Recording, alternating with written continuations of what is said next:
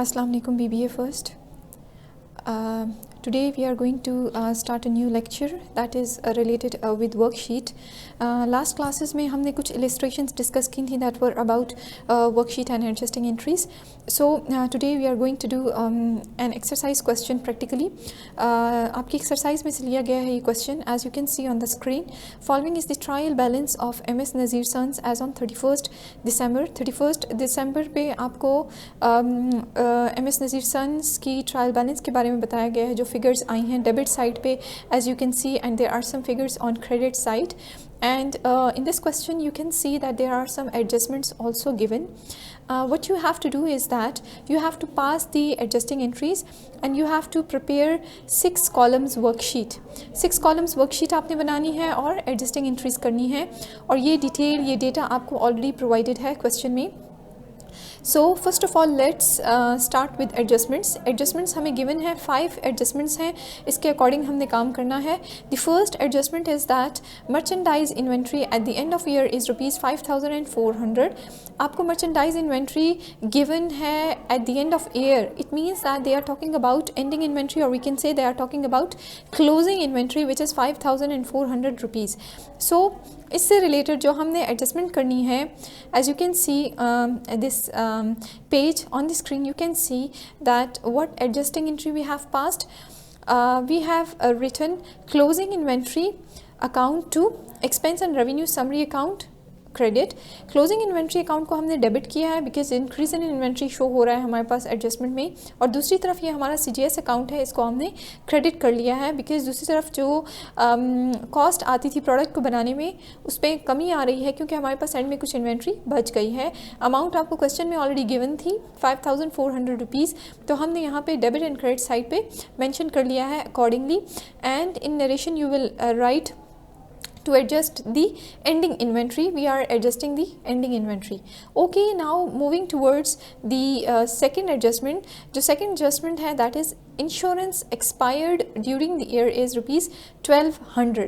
देखें क्वेश्चन में total prepaid insurance जो कि हमारा एसेट है वो आपको गिवन है 2400 रुपीज़, जिसमें से वो आपको ये कह रहे हैं कि 1200 रुपीज़ की इंश्योरेंस ऑलरेडी एक्सपायर्ड हो चुकी है. जब 1200 की इंश्योरेंस एक्सपायर्ड हो चुकी है तो उससे हमारी जो प्रीपेड इंश्योरेंस है उसमें डेफिनेटली कमी आएगी. तो इससे रिलेटेड जो हम एडजस्टमेंट पास करेंगे, insurance expense account to prepaid insurance, जो हमारा 2400 की प्रीपेड इंश्योरेंस थी उसमें कमी आ गई है क्योंकि 1200 की इंश्योरेंस एक्सपायर हो गई है. तो जब 1200 की इंश्योरेंस एक्सपायर हो गई है तो इसका ये मतलब है कि जो हमारा 2400 की हमारी प्रीपेड इंश्योरेंस थी उसमें से 1200 जो इंश्योरेंस है वो अब कन्वर्ट हो चुकी है आपके एक्सपेंस में, क्योंकि 1200 का जो पोर्शन है वो एक्सपायर्ड हो चुका है. सो इट मीन्स कि जो आपका इंश्योरेंस एक्सपेंस है उसमें इंक्रीज़ आएगा 1200 की अमाउंट से, और प्रीपेड इंश्योरेंस जो कि आपका एसेट कंसिडर होता है उसमें डिक्रीज़ आएगा 1200 की अमाउंट से, क्योंकि ये 1200 वो अमाउंट है जो कि एक्सपायर हो चुकी है टोटल अमाउंट में से. और नरेशन में आपने मेंशन करना है insurance expense expired during the year. Okay, third adjustment की तरफ हम जाते हैं. थर्ड एडजस्टमेंट है advertisement expenses payable are 450 rupees. Payable means this is case of outstanding expenses. हमारे पास जो आउटस्टैंडिंग केसेस होते हैं मींस वो एक्सपेंसेस जो कि अभी पे नहीं हुए लेकिन हमें पता है that we are going to pay these expenses in future. Payable means हमारी लाइबिलिटी क्रिएट हो रही है, एक तरफ एक्सपेंस है दूसरी तरफ हमारी लाइबिलिटी है. तो अब हम इससे रिलेटेड कैसे एडजस्टमेंट पास करेंगे? Advertisement expenses debit to advertisement payable credit. Advertisement expenses expense में आपका इंक्रीज़ आ रहा है, दैट्स वाई आपने डेबिट किया है, अमाउंट आपने मेंशन कर ली है 450 रुपीज़. दूसरी तरफ आपकी लाइबिलिटी क्रिएट हो रही है दैट यू हैव टू पे this much amount in future. आपने फ्यूचर में ये अमाउंट पे करनी है जिसकी वजह से आपकी लाइबिलिटी में इंक्रीज़ आ रहा है, and increase in liability is shown on credit side.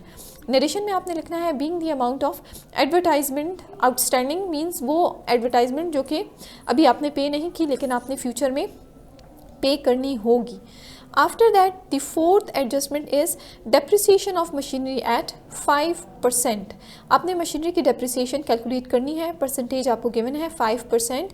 So first of all you have to see that what is the value of machinery in question. Trial balance में मशीनरी की जो value आपको given है that is 40,000 rupees. तो 40,000 rupees का आपने 5% calculate करना है जो कि आता है 2,000 रुपीज़. और इंट्री क्या आप पास करेंगे, depreciation expense account to accumulated depreciation, और ब्रैकेट में हमने मशीनरी लिखा है because this is the depreciation of machinery.